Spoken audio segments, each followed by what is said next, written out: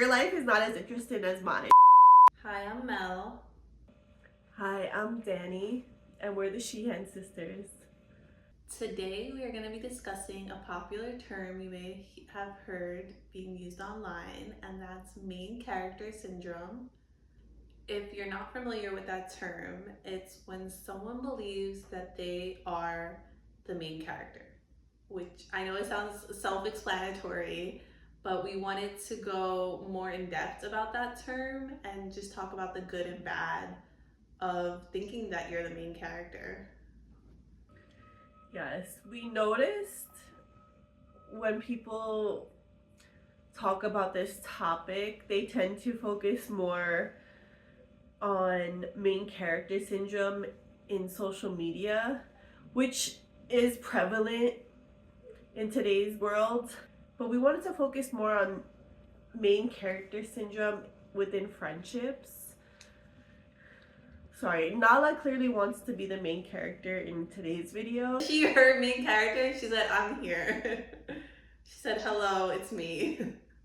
She's currently the main character in my life, and we've been fighting about it. I'm just getting my notes ready. Same, I got my notes. So like Danny was saying, you do see people talk about main character syndrome more when they're talking about influencers, which I feel like makes sense. Like obviously if you have a page, that's your page, you are the main character on your Instagram, TikTok, YouTube. But we want to talk more about the main characters you don't necessarily see on the screen. They're more of the behind the scenes main characters that are in your everyday life, if that makes sense, you know? So like I had it written down, are you the main character, the villain, or the side character? And I wanted to explore more on how we put ourselves and other people into categories and just kind of go more into depth on that. I feel like it makes sense for someone to be the main character on their own social media page, obviously, duh.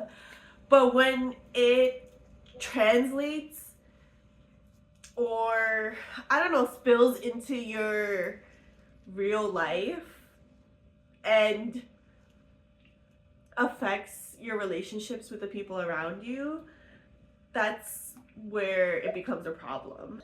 Right, and you may have someone in your life who's not even an influencer or that prevalent on social media, but they still may act as though they're the main character. I feel like we just keep saying main character, so we want to like dive more into, and we keep saying we're gonna dive. We're diving now, guys. We're going off the end, the what's it called? We're going off that now. The plank. The plank. What are we, pirates? The diving board. The diving. Literally called a diving board. Okay. Okay, so let's go through our notes. So one point I did like when we were researching this topic was the note about people. So those who suffer from main character syndrome tend to believe that the people around them either need to rally around them, and if they don't, then they're against them. And we did notice a lot of the traits of having main character syndrome kind of align with being a narcissist, but it doesn't always. We're not here to diagnose anyone with anything, so we're gonna stick to the main character syndrome term on this one. But yeah, I like that point that you brought up. So basically, this person treats everyone as though they are the side characters in this movie of their life. And I've definitely been in situations where I felt like someone was treating me like a side character.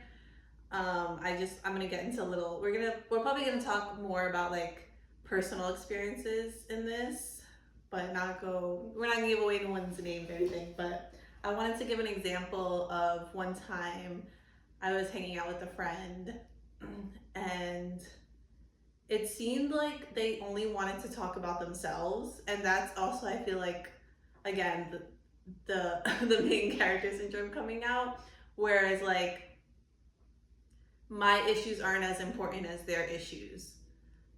Think of when you're watching a movie, the main character has two friends. Usually it's like, here's my two best friends, and they're always here to you know, the two best friends are always there to help me get out of my situations, and they're there for me only. And like, you don't really know the lives of the other two people because they're not the main characters. I feel like just take a drink, a shot, a sip, a smoke, a hit. Every time I say main characters, oh my god, I'm losing it. Carrie Bradshaw came to mind when you mentioned the show. And we do want to deep dive into Sex and the City at some point in the future. It's funny because I told Danny we all are Carrie Bradshaw at one point in our life. Definitely in your early 20s, you're in your Carrie Bradshaw. You're just like, it's about me. And there's nothing wrong with wanting your life to be about you. It certainly should be. But I think being more conscious when you're around people that they have their own lives too. Shocker. And this is me talking to my past life. Yeah, my past life, my past. In every life, she was the main character. And there are people who are aware of it. They're like, oh my god, I've been talking this whole time. Like, what about you? And that's someone, you know, if they're aware of it, then they're probably don't have this syndrome. They probably have empathy. But there are people who never stop to think like, oh, well, what's going on in your life? Like, how's everything with you? That's because they find themselves more interesting, that they don't even have the thought that someone else's life could possibly be a topic of conversation. Like, your life is not as interesting as mine, so clearly I need to take up this space and tell everybody around me all about it. And then that leads to not only them making you a side character, but eventually they're gonna make you the villain in their story, and you're gonna be the villain in someone's story regardless of how great of a person you try to be. Like, there's always gonna be someone who's gonna make you the villain. Like Danny was saying, when we did our research, a lot of people were talking about social media for this topic, and how like you can be filming a video in public and someone sees, and the people in the comments will see people behind you having a facial expression that they don't like, and then all of a sudden they're villainizing that person. And as someone with resting bitch face, you're probably gonna see me one day in the back of a video just like, and in even the videos I make with Danny, I'm like, people probably think I'm so annoyed or like hate Danny, and like that's just my resting face. Like, it's just what it is. And like, we make snap judgments about people. But we want to, again, we're talking more about like people in your real life doing that to you, which it hurts even more because you want to believe that this person is your friend and they know you and they wouldn't think that you have ill intention towards them. But of course, there's always misunderstanding, miscommunication. But when someone really believes that they are the main character of not just their life, but your life, they're so easy to villainize you. I feel like those that do suffer from main character syndrome need to create a villain in their life because it fuels that aspect of them that needs to be the main character, and then they can get the people around them to rally along with them. Look what this person did to me, and then now they have the support from the people around them that they treat like their side characters, and it just continues to fuel their ego.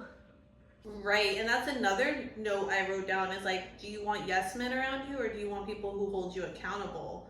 And I feel like that's important too, because a lot of people do just want yes men around them. It's like, yes, I support my friends' rights and their wrongs. And me personally, not me. Never gonna be me. Danny knows this all too well. If you're wrong, you're wrong. Like, I'm not gonna put my morals aside for someone else. And I don't like when people expect that. Like, if you cheat on your partner, I don't have to support you in that. I don't have to back up your lies. You don't drag me into your problems. And I think with the internet and social media, we kind of lose that, where it's like, well, that's my best friend and I'm a ride or die for them and I'm gonna go to jail for them and I'm gonna do all this for them. And I just think like, you know, do you have the relationships you want, but you need to discuss that with one another about like how far you're willing to go for other people. That's well said. I'm spiraling back to past Danny, and I'm having some revelations that younger Danny wanted to be the main character. She really did. No, and I'm being not like I'm being hypocritical, but eventually you grow and you mature, and I feel like again, like I really feel like your early 20s is the main character part of your life, where you feel like this is it, I'm the best, I'm every, like, and that's fine. I'm every woman. So Exactly. I don't know why that song came to my head. Again, obviously, I've been in those friendships where I was a yes man, or like I thought I wanted a yes man, but like as you get older and your frontal lobe develops and you understand how to navigate life, you realize you do want people who are gonna hold you accountable and let you want to be around people that you're able to hold accountable as well. But if they are stuck in their main character syndrome, they don't want that. Absolutely. I feel like the main character syndrome does stunt one's growth. And when you look at main characters in movies and TV shows, why are they always the worst character? Why are they always the most insufferable character? Like, I'll watch TV shows I'll rewatch shows that I thought I loved, and I'm like, oh, this person is not a good friend. Like, this person's not a good partner. Like, why did we support this person? And sometimes you gotta look at the people in your life and have that revelation. Okay, one thing I did want to talk about, because I feel like I suffer from this, when someone's sharing a story, I tend to bring up a story that relates to their story. And I saw the internet didn't like that. They thought that that's stealing the person's thunder or taking away from that person. And I had a revelation of like, oh my god, I hope people don't think that I'm trying to like one up their story. I'm just trying to show that I've been in a similar situation and I can relate and understand what they're saying. But maybe the people who see it as a bad thing are the people who want to be the main character. Right. They're like, you can't relate to me. Only I deal with this only I've gone through this problem and no one else knows what I've been through. If you're having a conversation, we go back and forth. It's not I sit here and just listen to you. And I'm a very quiet person, so I am very much prone to just let people talk because, like, I don't really have much to say. So I feel like when you're trying to relate to someone, if they actually want to relate with you as well, then you can discuss that similar situation. Because I definitely have been around people where I bring up a similar thing and then we talk about that subject. But then there are people who are like, no, bring it back to me. Like, I feel like there's a difference in how the person responds to what you're doing or the way you're responding. If it's like, because we've definitely had situations where I'm talking about something and we've had a friend just start talking about themselves. And if it's off subject and you're just talking about yourself, then no. But if you're trying to relate to the conversation, the topic at hand, then I feel like it's not a bad thing. I just cut you off now too. I'm so sorry. I feel like it would be evident if someone was trying to one up you versus trying to relate to you, because I have been in instances where someone related the story back to their experience and then they were trying to compare to my story and make it seem like, well, you don't have it as bad as this scenario that I went through. But would that be considered main character syndrome, or is that person just not self-aware, or they're just stuck in their own trauma? That, again, I think comparing, that's a whole nother topic on its own. Like, people do have the tendency to be like, well, I went through this and this is worse than what you went through. Again, maybe if that person does want to be the main character, like we were saying, they want to be the only person to have gone through something, or they want to act like, yeah, but I've struggled the most, or like I've achieved the most. Like, yeah, the person that's always trying to one up you, good or bad, it's like, what are you gaining from that? Like, are we not just having a friendly conversation? Right. I'm just reflecting on some past conversations just to bring it back to this discussion. I am someone that tends to bring up an experience that I feel like would make the other person feel more comfortable opening up, but that's not to redirect the attention away from that person. Because let's be honest, it's hard to be vulnerable, it's hard to express your emotions. But when somebody else says, hey, I went through that too, or hey, I went through those emotions as well, then it comforts the person and may even make them feel better about what just happened to them. Like, okay, I'm not the only person that's gone through this. So it's definitely a thin line between like, well, are you trying to put the spotlight on you, or are you just trying to relate to me so that we can bond over this mutual experience? Exactly. And I want to go off of that point of like the spotlight. It's like if you're not trying to be the main character, then there is no spotlight. Like, again, you're just in a safe space with friends trying to have a conversation. Like, that's what it is, where people are like, oh, and now you're talking about yourself. It's like, why can't we just talk about the, like I said, the subject or the topic, or like share our life stories with one another? And I feel like that has stopped me in a lot of situations where I just won't say anything. Again, I'm a very quiet person in general, but like I've definitely been in moments where I'm like, oh, let me not say anything. But it's like, then that's not someone you should probably be around if you don't feel like you can open up to them. And if they feel like, oh, you took the spotlight from me, it's like, okay, well, go find a stage then. Like, there's no cameras. Exactly. Well, one thing I've learned to do too is like, and I need to get better at it because I'm not that great at it, where I'm like, do you want to vent or do you want me to chime in? Like, I'm trying to get better at like this, giving suggestions. Like, do you want me to just sit and listen? Like, do you want me to tell you my experience? Like, with this topic and friendships and relationships in general, there's always going to be so many, my favorite thing to say, there's levels to levels and layers to everything. There is. I'm conflicted about the asking, like, well, I think it's valuable. I think it is valuable to say, hey, do you want my advice or did you want me to just listen? I feel like there should be a third category where I just want you to pour love into me. But then that's don't be hard on me. Don't be quiet. Just say, you're amazing. You want a yes man in your life. You know what? There's a use for everything in life. It's not the worst thing in the world to have people there to comfort you. No, but listen, hear me out, okay? Because I know where she's about to go with this. It's one thing Danny loves to do, jump to conclusions. I want to go off of that point because I think it is important, like you're saying, to have different kind of friendship. If I don't have that to give to you, then we should know that. Does that make sense? I agree, absolutely. Like, I've determined sometimes Mel's not the person I need to go to right now.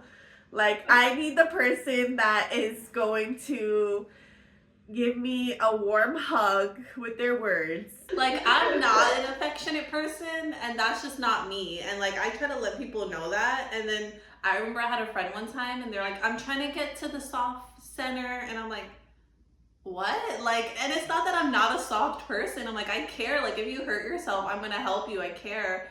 But right. I'm not very like, oh, let me give you a hug. Like, that'll never be me. Like, it's just not who I am. And I think it's good to know people. Like, let's get to know people. Let's understand how they operate and then understand what we're asking of them going forward. And I think knowing that about your friends is important, and not expecting the same friend from everyone, if that makes a little more sense. No, I agree with that point. And I was thinking about people who make assumptions about their friends. I never want anyone to assume anything about me. Like, don't assume that you know me and you know how I'm gonna react or how I'm gonna respond. What you just did to me. Listen, we're sisters, so there's a different layer to it. I don't know, I'm contradicting myself now, or contradicting your point. That's human nature as well, to be hypocritical and contradict yourself. I don't know, I'm losing my thought now because I'm spiraling. I don't know, I feel like you do bring up a valid point. Learn your friends.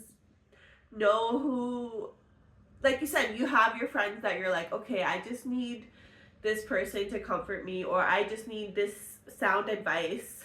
So I'm going to talk to this person when I need this, and I'm going to talk to that person when I need that.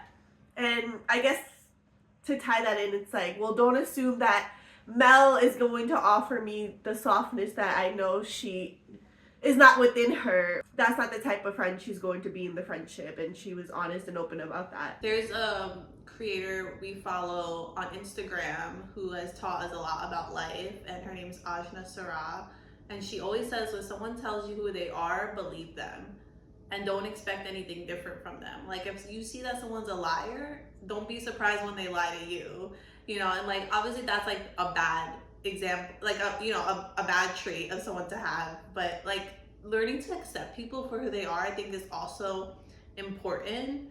And like you said, learning who people are, because then you'll realize, again, you're not the main character. Like, these people are not these side characters that's like, here, you're the funny one, you're Monica and Chandler and Phoebe, and you know what I'm saying? Like, people have other layers. Like, my favorite word, people have layers to them. It's ironic you brought up Friends, because I was just thinking how Friends really didn't even have a main character. They all became main characters throughout the seasons in their own right. Right. It was about friends. About friendships, people.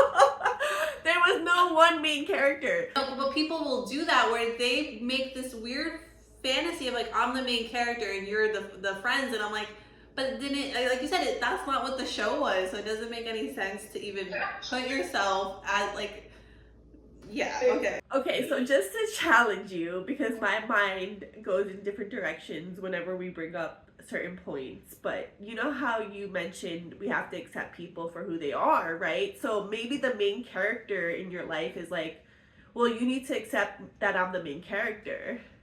Do you get what I'm saying? Like, their viewpoint is like, well, just accept it, I'm the main character, and you're like, we're all the main characters. That's what I was telling Mel before we started filming. I was like, we should title this video "We're All the Main Characters." I did want to segue into this new phrase about the NPCs of the world. I really don't like it. I don't know, it's just, there's so much to talk about when it comes to that, because it's like, yeah, some people really do just move through life robotically. That's the way I would describe it. But in their head, maybe they're the main character. Everyone, that's what I'm saying, everyone feels like they're the main character of their lives. So when you're around other people who are trying to make you their side character, then it just starts fueling this competition and ruining the whole dynamic between the two of you. Yeah. That shouldn't even exist. I don't know, does that even make sense what I just said? Yes, the compilation of us saying, does that make sense? This video is a little scattered, but I do want to say the point of like, well, what if that person wants you to accept that they're the main character? Okay, going back to that point really quickly, like, you can understand someone and accept someone, but you can also set boundaries with that person, and that's something maybe for another video. We have so many videos. And that's why you should subscribe to the channel. Subscribe to the channel, we got a lot coming. But like, if I tell people I'm not a warm person, like I'm not a hugger. Like, if you wanted a hug, like I'm not the one. And like, you're offended by that, you don't have to accept me into your life, but you can accept that that's who I am as a person, and you can just we can set boundaries with one another. Do you know what I'm saying? Like, if I accept you for who you are, that doesn't mean you need to be my best friend and we need to go and skip down the road together. Like, I can just be like, this is who you are, okay, and then I can navigate my life in a better way. And I feel like that's something, again, with the main characters, where they go, no, I don't accept that, and now you're the villain, and now I'm gonna tell everyone you're a cold-hearted bitch. If you want to make me the villain in your story, then I can't do anything about that, because you want me to change myself and the way I operate for you. And sorry, we'll get back to the NPC, but I was trying to still go off of like accepting people and like everyone's the main character, and I'm like, but everyone really realistically can't be the main character in a group setting. You don't think a whole group of people can all be the main character? We'll put a pin in that one. We'll come back to that. But going back to the NPCs. Yeah, I don't like that term. I've definitely probably used it before, but I saw this post one time and this guy was like, do you ever just look around at other people and realize they have their own lives and they're going through their own things and they're having their own day? And I'm like, and everyone in the comments is like, men discovering empathy. And I feel like, again, like that's where the NPC term came from people who have the main character syndrome and they think, this is my life, this is the Truman Show, the cameras are on me. I do feel like the underlying cause of the main character syndrome is an inflated ego. And I find it very difficult to tame the ego, right? Because so much of the human experience gets stimulated by validation and boosting your ego, if this makes sense. I feel like so many people are chasing that high of being, I don't know, like the center of everyone else's fascination. But I think, like we were saying, the problem arises when people are forgetting compassion and empathy, like you mentioned earlier, and forgetting that the world doesn't revolve around them. Well, I saw this video and this girl was saying, like, forget being the main character of your life, be the director of your life. And I like that take because it's like, yeah, like you pick the settings and you pick the people that are in your life. Like you have the choice of what happens in your life for the most part, but you don't get to, and like going back to what I was saying of like accepting people, like you don't get to choose how people show up for you. You really don't. As much as we want some people to show up more for us. Right, and we're not the main characters of their life. We're not a main focus. We're not, I wrote down like having priorities. Like think about when you meet someone, like say this month of January, you meet someone for the first time. You don't know everything that goes into their life. Like maybe they're married with kids and their partner and their kids are number one priority, and then their mom and their dad and then their best friend. Like they already have a life established. And I think that's something we don't take into consideration also with other people, where it's like they might have their job, school, like we don't know what their other priorities are in their life. So to walk into someone's life and assume you're gonna just be top priority, like you're gonna be, you know, MySpace days, their top 8, like it doesn't really work like that.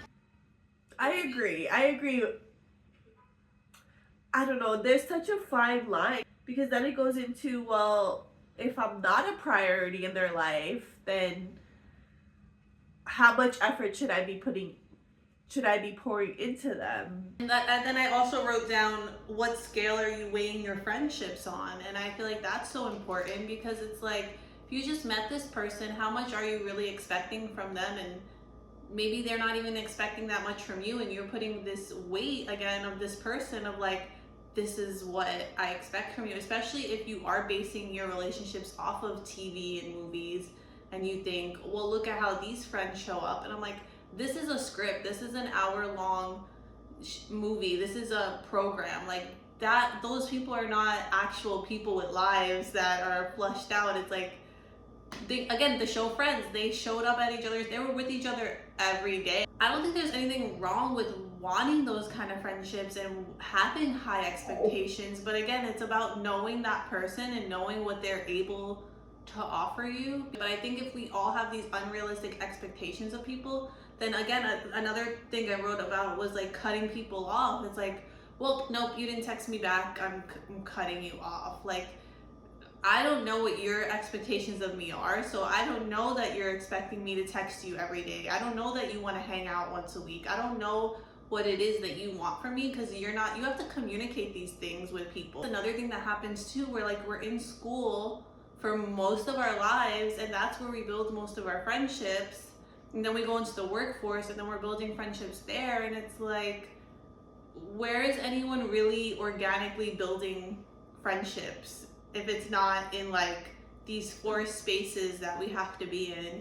And then again, having these high expectations of what a friend should be. And I feel like that's like one of the main things I wanted to bring up, where it's like, again, like villainizing people so quickly because they don't meet what we wanted in a friend. And then I see these things on social media of like, well, you need to cut that person off. And that's like the answer right away. It's like, cut people off rather than communicate with them. It's like, I shouldn't have to communicate. It's like, that's where the main character syndrome walks in, where you're so delusional that you think, oh, I don't even have to tell people. This is just what is expected. And it's like, again, you don't know what that person's priorities in their life are. Sorry, I'm ranting for a really long time.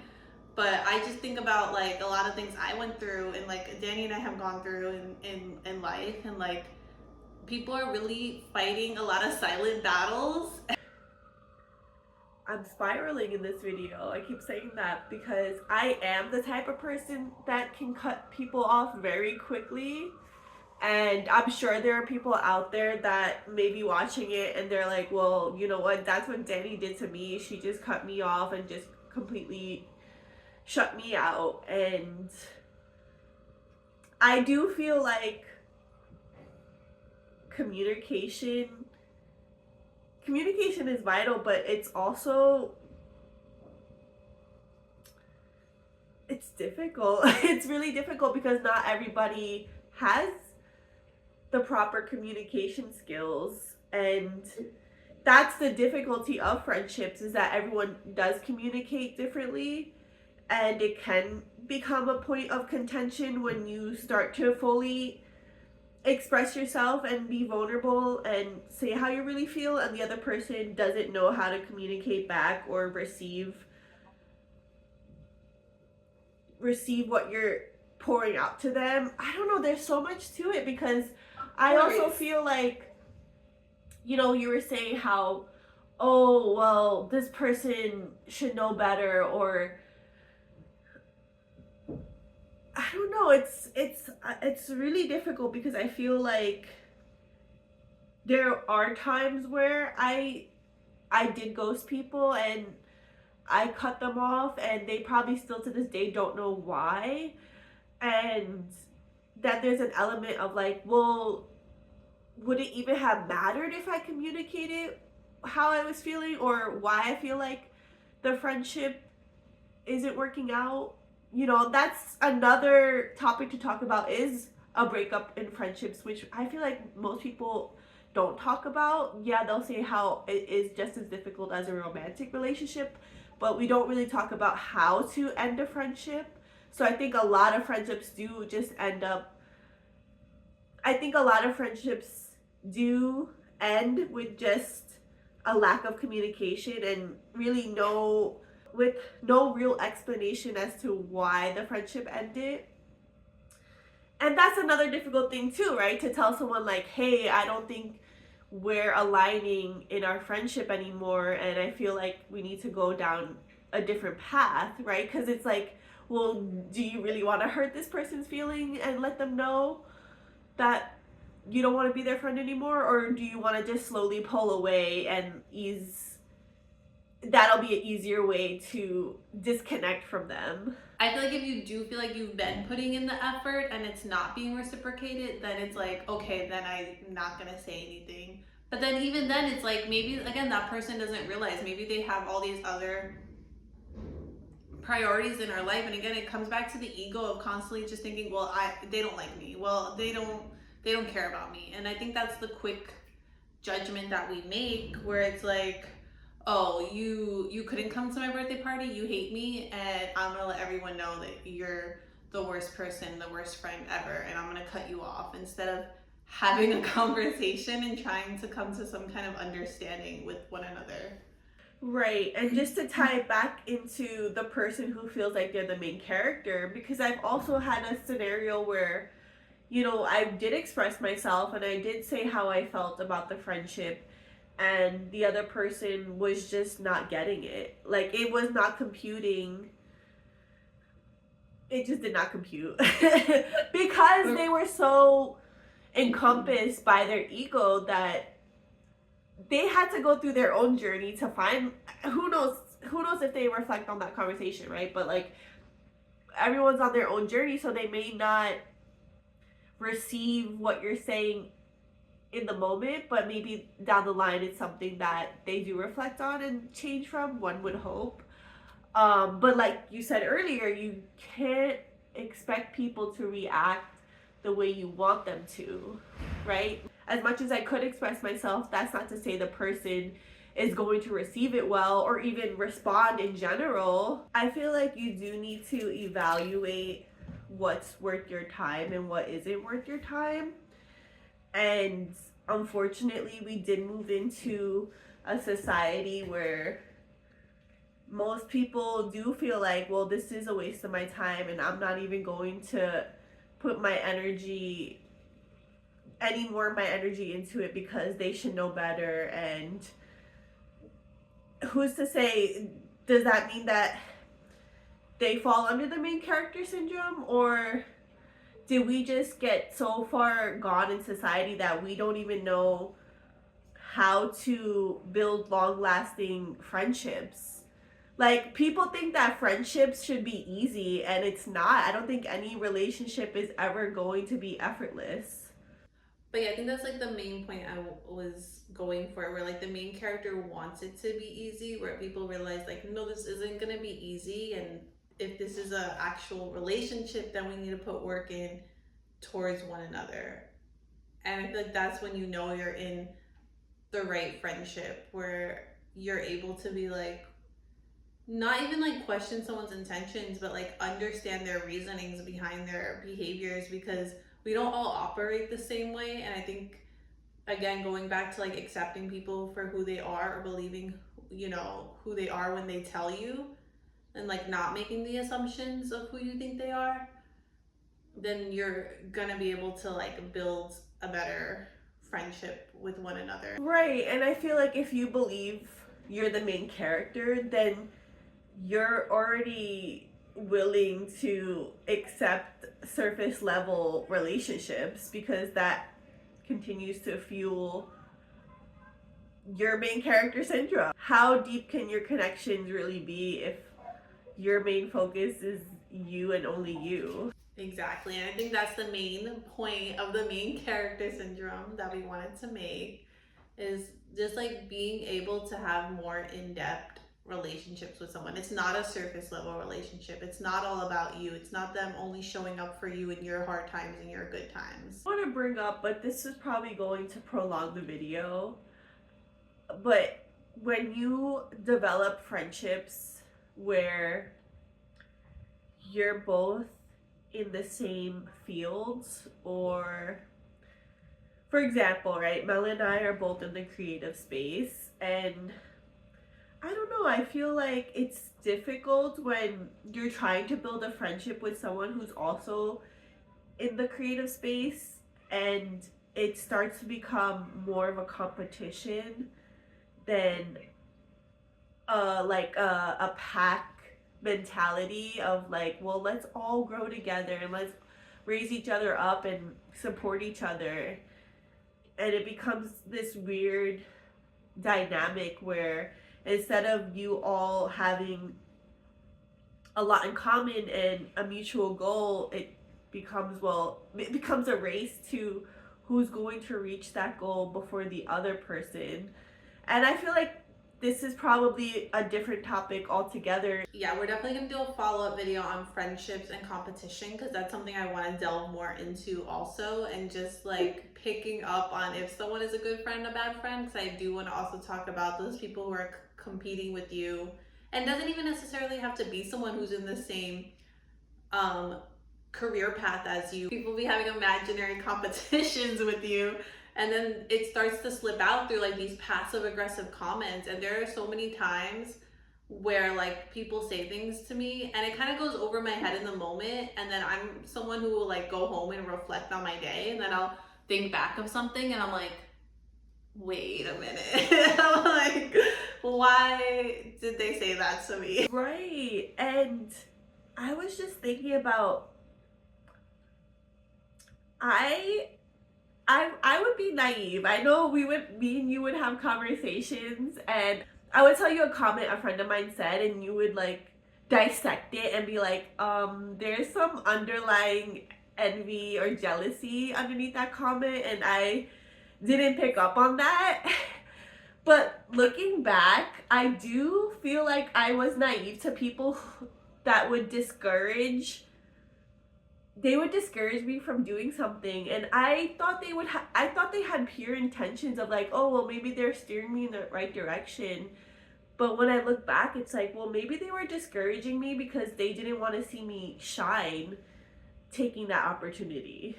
Right. And as someone who's been bullied and been in a toxic relationship with the enemy, I have sadly learned, and like I said, I'll go home and reflect on things, and I've learned the hard way that like sometimes people really don't love you, and they're not around you because they love you. They're around you for the wrong reasons.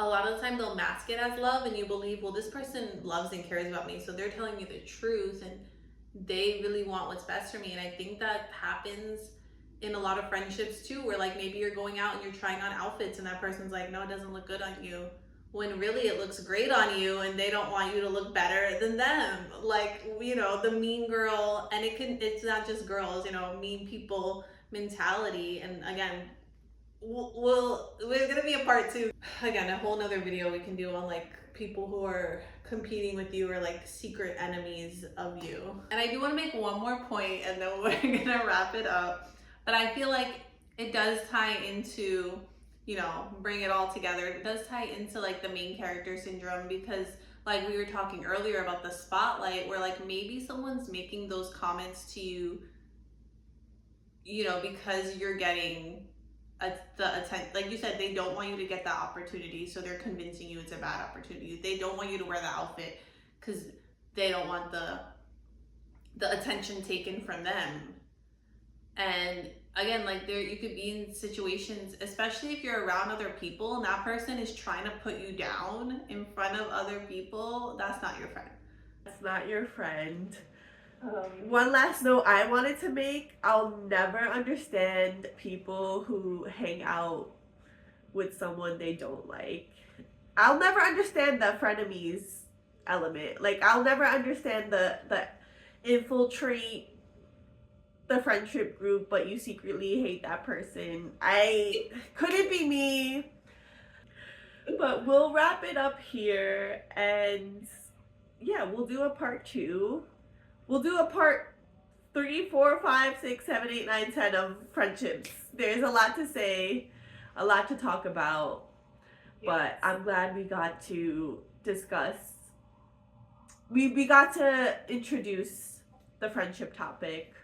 Let us know what you think about the main character syndrome, if you have anyone in your life that may be suffering from it, and just like your experience with friendships, because maybe we'll read some comments in our next friendship video. And again, we're not perfect. There are definitely times I look back on where I feel like I could have been a better friend. You know, we're all human. Oh, I know there's people watching this that are like, sure, yeah, Danny. Side eye. But we're learning and we're healing and we're growing, and we have to give people the grace to grow, because what we want in this world is for everyone to just be kinder and better. Mel taught me that phrase. Not that I didn't know the phrase, but it's been her phrase lately of give people grace. I'm still working on that, but I do love that she implemented it in her life, and I'm slowly integrating it into mine. I think it has helped me build better friendships, but there's always a grace period, okay? Thank you guys so much for watching. We'll see you guys next time. Bye.